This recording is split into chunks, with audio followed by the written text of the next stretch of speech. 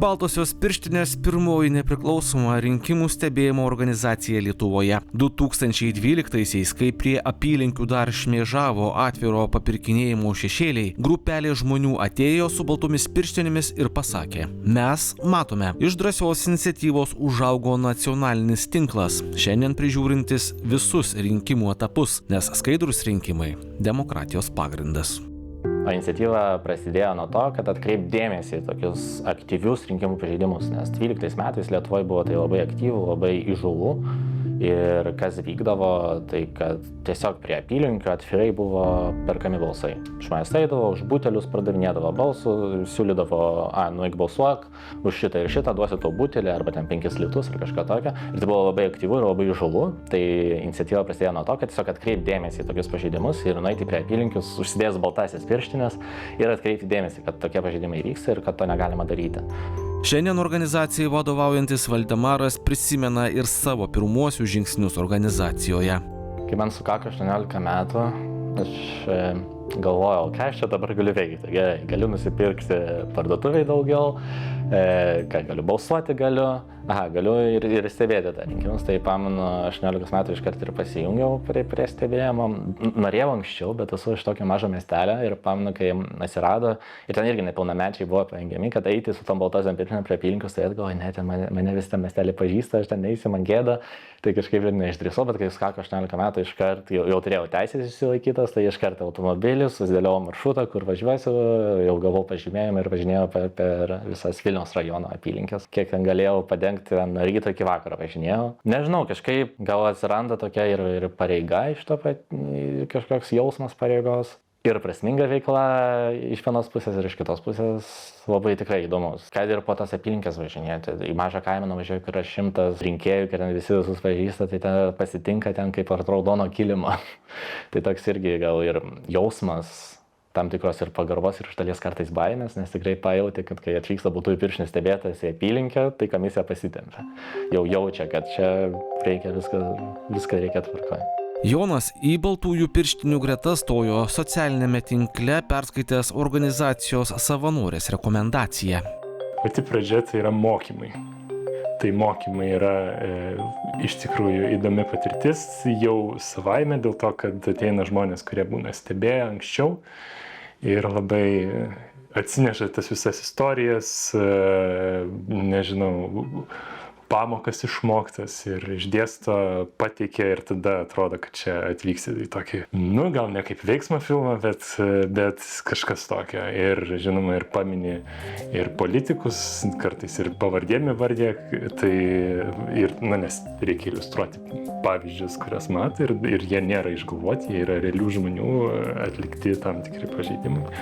Tai tiesiog yra, nežinau, viena vertus ir smagu, kita vertus ir įdomu, nors gal ir neturėtų tai būti, kadangi vis tik mes kalbame apie realią problemą, kurią norime spręsti. Bet aišku, jeigu nori žmogų įtraukti į tam tikrą veiklą, tai jau geriau tai būtų ir kažkoks smagumo elementas. Komisijos nariai dažnai labai pagarbiai žiūri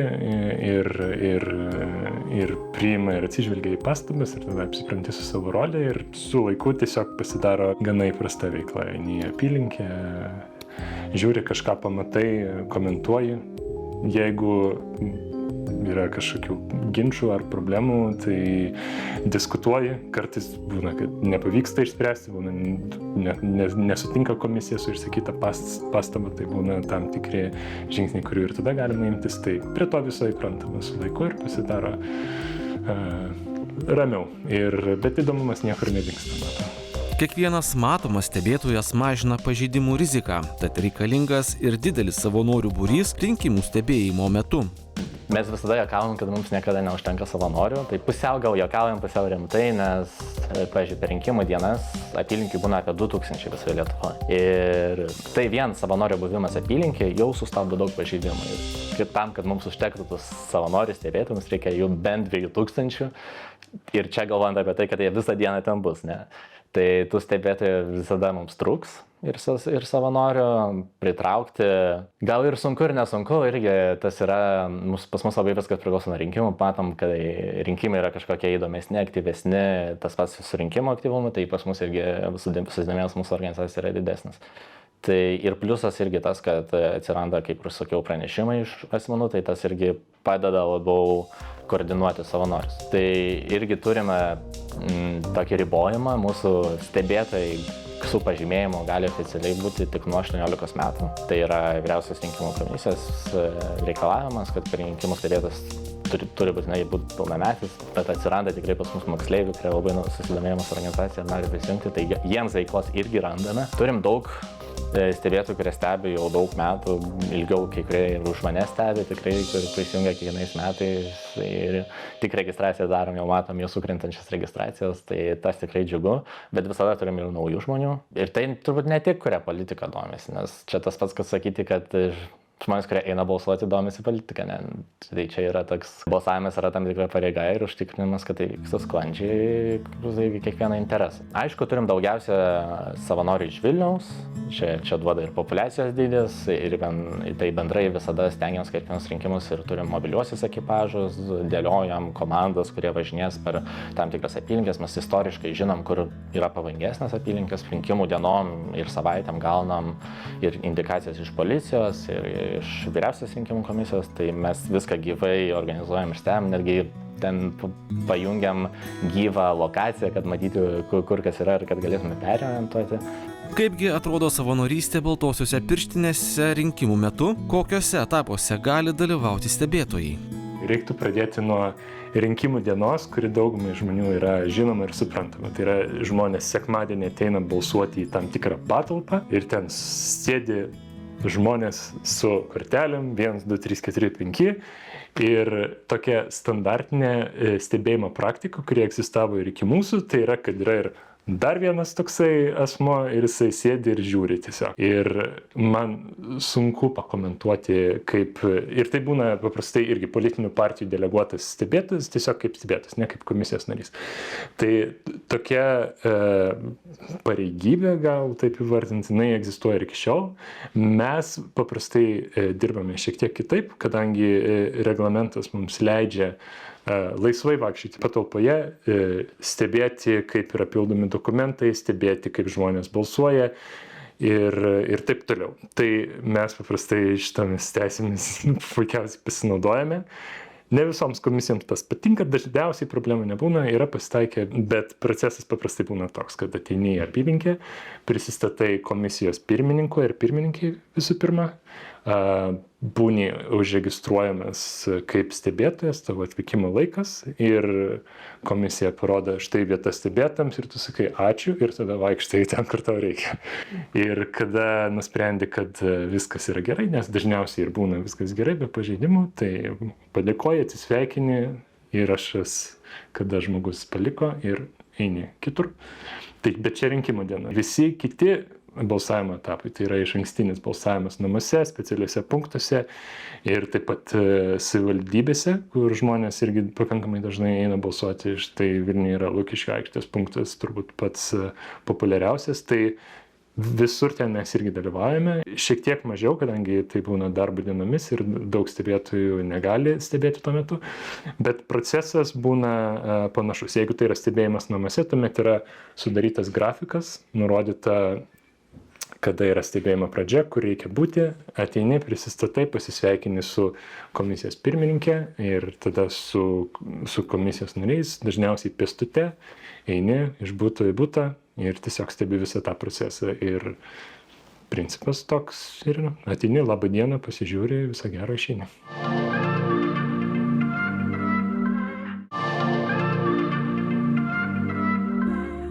Balsas už butelį ar net nedidelę pinigų sumą dar visai neseniai buvo įprasta balsų pirkimo praktika, o šiandien skamba kaip nevykęs pokštas. Organizuotas papirkinėjimas iš matomų vietų persikėlė į pilkesnes zonas. Pavėžėjimai, netiesioginiai susitarimai, skaitmeninės kampanijos.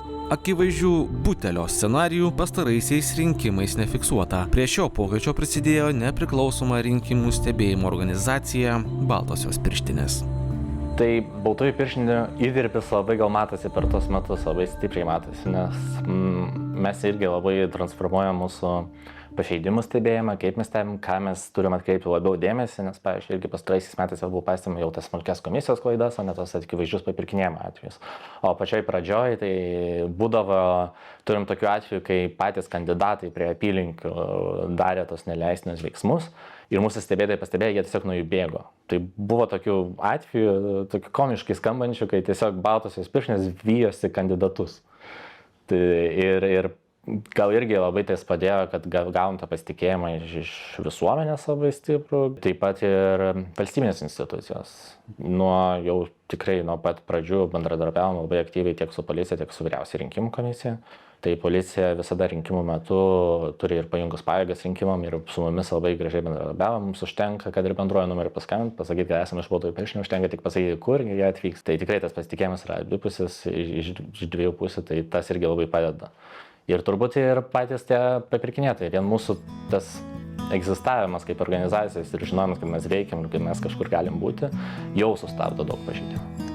Rinkimų pažeidimai kinta, tačiau, kaip pastebi organizacijos Baltosios pirštinės vadovas, keičiasi ir visuomenė, kuri, kilus įtarimui ar abejoniai dėl rinkimų pažeidimo, kreipiasi į organizaciją. Pačioje pradžioje tikrai tokie žuvus papirkinėjimo atvejai, kaip ir jau minėjau, kad autobusiukas važiuoja per kaimelį, privažiuoja prie kiekvieno žmogaus, turiu pasą, turiu, nori butelio, noriu, sėsk. Ir tiesiog taip akivaizdžiai, labai atvirai ir darydavo, kad prie pačių apylinkių. Dabar tie pažeidimai tikrai jau visai kitokie, mes per pastarosius rinkimus nesame fiksavę papirkinėjimo atveju, visgi neatmetam, kad jie yra, tik tikim, kad jie transformuojasi ir keičiasi ir perskelia į kitas erdvės ir būdai kiti atsiranda. Dabar labiau pastebim ir smulkias komisijų klaidas, kas gal neturi įtakos patiems rezultatam, bet irgi verta atkreipdėmėsi, nes jie besikartoja ir mes norim, kad sklandžiam rinkimų veiksmam ir kad patikimumui rinkimų rezultatams irgi svarbu, kad tokių klaidų nebūtų. Pasim daug reklamos agitacijos pažeidimų, ypač dabar su socialiniais tinklais, kai viskas persikėlė į internetą, tai ir žymėjimas reklamos, ir slapta reklama nepažymėta, tai tikrai tokių atvejų daugiau. Aišku, mums ir lengviau pastebėti tokią reklamą, niekur nereikia vykti, viskas vyksta internete, skaitmeninėje erdvėje. Taip pat kas ir padeda, kad pranešimai iš piliečių. Mes turim gal ribotą kiekį stebėtojų, bet prie mūsų pajėgų labai prisideda visi piliečiai, kurie tiesiog pamatė, pagalvojo, net nežino, ar tai yra pažeidimas, bet galvoja, kad tai yra pažeidimas, atsiunčia mums pranešimą apie tai, bet kokiu mums kanalu ir mes tikrai viską tikriname ir su teisininkais peržiūrime. Ir jeigu atsiranda, yra tikrai tokių pranešimų, kurie yra pervertė į skundus, į oficialius skundus. Jeigu aš pasakysiu, koks yra dažniausias pažeidimas, tai gali pasirodyti, kad mūsų veikla yra nelabai prasminga, nes dažniausias pažeidimas yra neteisingai antspauduotas arba netinkamas balsadėžės. Tai yra standartinė problema, kartais šiek tiek keista, kaip jinai iki šiol neišspręsta, kaip tiesiog neegzistuoja standartinė balsadėžė, kuri būtų visur. Tų apylinkių viena vertus daug, bet kita vertus ne taip ir daug, 2000. Bet be abejo, tai yra toks beveik techninio pobūdžio pažeidimas, tai mes jį fiksuojame. O jeigu ne šis, tai tuomet tikriausiai reklaminis įvairūs pažeidimai būtų. Tai ir čia yra turbūt įdomus aspektas tas, kad reklamos pažeidimai fiksuojami rinkimų kampanijos metu, nebūtinai rinkimų savaitę, rinkimų dieną, tai natūralu, kad tų pažeidimų ir matosi daugiausia. Tai nežymėta reklama turbūt numeris 1 būtų. O toliau laiptukais žemyn, kuo įdomesnis pažeidimas, tuo jų rečiau pasitaiko ir be abejo super retas šiandien jau yra balsų pirkimas. Aš ką esu matęs, tarkime, kad komisija skaičiuodama balsus iš ankstinio balsavimo yra vokai. Aš nežinau, čia turbūt nereikia leistis į labai detalės, nes tas procesas, kam nepažįstamas, tai aš tik tai supainiočiau. Jeigu labai trumpai, tai tiesiog per anksti, pavyzdžiui, mačiau, kaip per anksti kerpami vokai, kas yra pažeidimas ta prasme, kad žmogus, kuris turi prieigą prie tų vokų, jisai tada, nežinau, galėtų ten gal manipuliuoti ar apkeitinėti kažką. Labai sunku, labai daug atsiveria vektorių vienaip ar kitaip manipuliuoti šitais dalykais. Rizikingiausia – balsavimas namuose. Čia didžiausia rizika peržengti pagalbos ribas ar kitaip paveikti rinkėjo pasirinkimą. Tačiau tai ir žmogiškiausia stebėjimo dalis. Man vienas įdomiausių turbūt stebėjimo etapų aspektų yra važiavimas po namus ir važiavimas po specialiuosius punktus. Specialiai punktai tai čia yra ligoninės, slaugos įstaigos, vėlyvo gyvenimo namai, įkalinimo įstaigos. Tai spec punktuose, pavyzdžiui, ir įkalinimo įstaigose nepastebime tokių didesnių pažeidimų, bet visiems tik ir stebėtam ten įdomu nuvykti ir pamatyti, kad tai vyksta. Tai kaip, pavyzdžiui, veikia Lukiškių kalėjimas, tai turėjom labai daug prašymų būtent ten vykti stebėti. Tai tas labai visada įdomu pamatyti iš vidaus, kaip dar kalėjimas veikia ir kaip ten viskas vyksta ir kaip ten balsavimas vyksta. Visgi įdomu ir pastebėti tos specialios punktus, tokie buitį ir namus. Tai pats esu vykęs ne kartą į namus, man čia kiekvienais rinkimais bandau visą tai nuvykti. Visų pirmiausia, tai yra viena rizikingiausių vietų pažeidimams, nes dažniausiai neužtikrinamas ar slaptumas balsavimo, ar patarinėjama už ką balsuoti. Arba žmonės prašo pagalbos, pavyzdžiui, perskaityti visų pavardės, bet kažkas parodoma tik viena pavardė ar dar kažkas, tai yra tokių tikrai, čia yra labai jautrus tokie atvejai. Ir pažeidimų rizika didesnė, bet tuo pačiu ir pamatai tą būtį. Tikrai daug žmonių nuvyksti ir ten, nežinau, asmenys siūlo tau ir arbatos, ir kavos, ir atsisėsti, ir sausainių pavalgys, ir paklausinėja apie tavo gyvenimą. Ir tikrai toks labai įdomi būtis, nes taip, pas tokius žmonės gal ir nenuvyksi, bet rinkimais tada gali nuvykti ir tuo pačiu užkirsti kelią pažeidimams. Nes yra irgi pažiūrėjant namuose tokių įdomesnių atvejų, kad ten klimpstama, nes rinkimai vyksta arba pavasarį, arba rudenį Lietuvoje. Tai visada yra ta rizika įklimpti, jeigu su automobiliu ten tarp vienkimų važinėjai per tiesiog ten traktoriaus vėžes. Tai yra man pačiam buvę, kad ten klimpom su komisijom ir bandėm ten išvairuoti tos automobilius. Kaip ir minėjau, anksčiau yra atvejai buvę, jau čia dabar gal nepasitaiko, bet kai mūsų stebėtojai tiesiog per laukus vyjosi kandidatus. Ir tokių kuriozinių atvejų kartais iš dalies ir liūdnu, kai ten pamatai, kad tą už butelį parduoda tą balsą, kas niekada nepagalvom, kad tą pamatytum, ar pajungiamas ten kaimo parduotuvėlės, kur matai, kai kaimo parduotuvėlė ateina ir kažkaip visi po balsavimo nueina ir nemokamai kažko gauna iš po prekystolių, už tai, kad teisingai prabalsavo, pasirodo. Tai tokių, gal net ne kiek kuriozinių, bet tokių labai įdomu pamatyti ir tokių netikėtų atvejų irgi atsiranda. Visuomenės aktyvumas rinkimų dieną yra itin svarbus. Kuo daugiau rinkėjų ateina prie balsadėžių, tuo sunkiau nesąžiningais būdais daryti įtaką galutiniams rezultatams.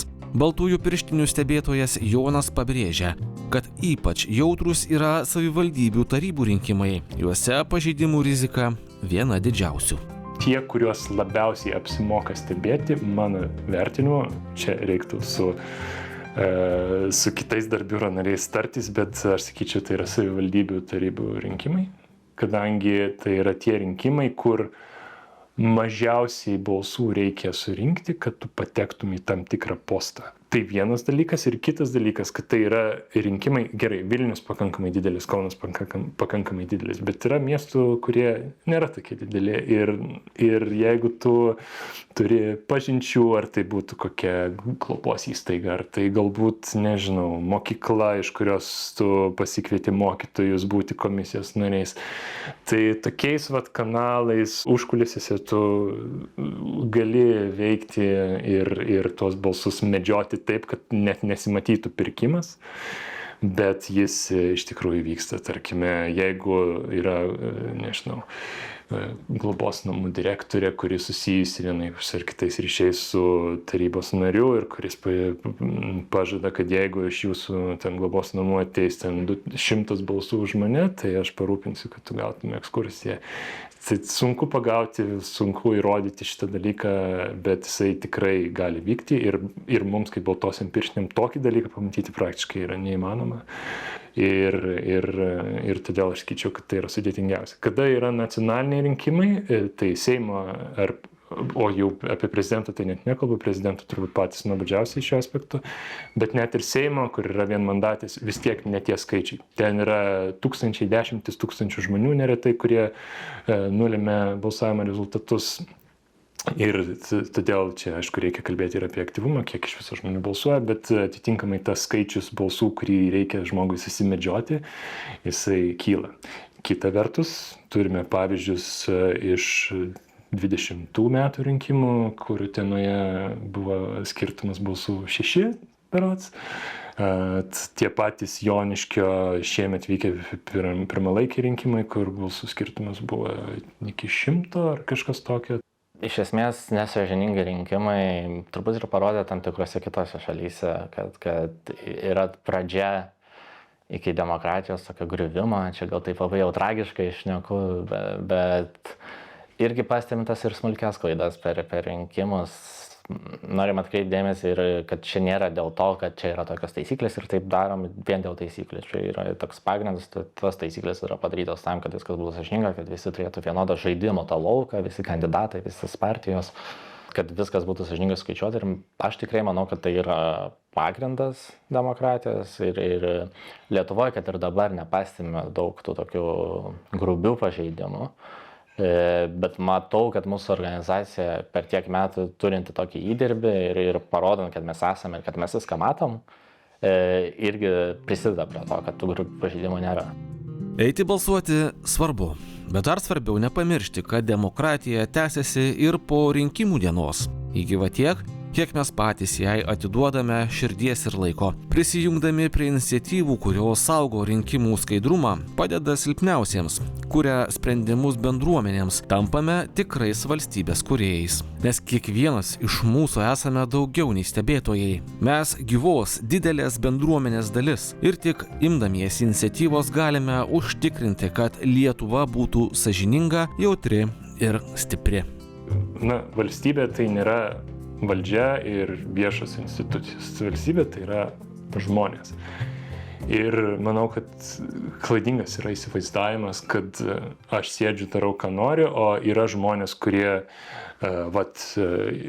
išrinkti ar ten paskirti, tegul jie ten rūpinasi ir daro.